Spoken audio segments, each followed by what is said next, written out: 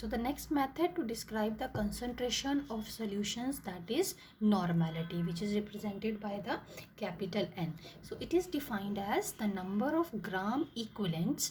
Now this is different term, new term.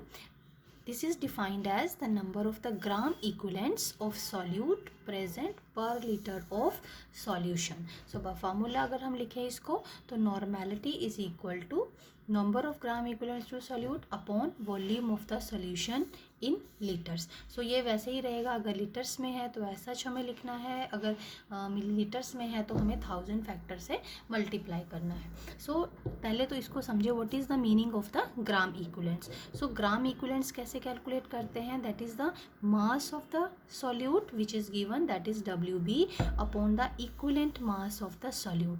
अब हमने यहाँ पर क्या लेना है, equivalent mass of the solute, equivalent weight of the solute.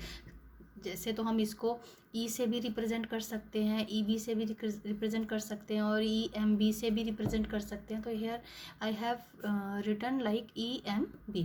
So equivalent mass of the solute. So ये हमारे पास निकलेगा ग्राम इक्विवेलेंट्स. अगर आप इसको कंपेयर करें कि जैसे हम नंबर ऑफ मोल्स निकालते थे, तो नंबर ऑफ मोल्स निकालने के लिए हम डिवाइड करते थे weight of the solute upon the molecular mass of the solute. But here gram equivalents निकालने के लिए हमें given mass of the solute को हमें equivalent mass of the solute से डिवाइड करना है, तो हमारे पास आ जाएगा ग्राम इक्विवेलेंट्स. अब ये इक्विवेलेंट मास क्या होता है, equivalent mass of the solute, और किसी भी सब्सटेंस का इक्विवेलेंट मास क्या होता है and how it is related to the molar mass of the solute.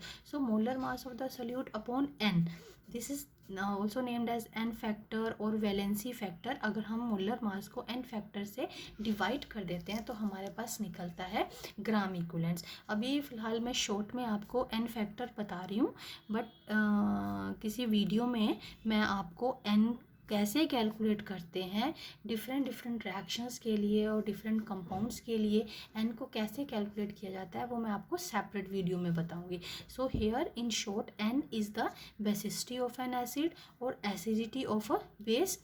If it is an acid, we are talking about acid, तो हम उसको बेसिसिटी ऑफ एसिड बोलेंगे. और अगर हम बेस की बात करें तो एसिडिटी ऑफ ए बेस बोलेंगे. सो अगर चार्ज है किसी आयनिक कंपाउंड के ऊपर, so that is the total positive और the negative charge. Then electrons involve in a redox reaction. So अगर हमें N फैक्टर किसी रिडॉक्स रिएक्शन के लिए निकालना है तो how many number of electrons are involve in a redox reaction. So in this way we will calculate the N and equivalent mass, that is molar mass divided by the N factor. So N is also, again जो मैंने आपको पहले ही बताया, N is also called the N factor or the valency factor.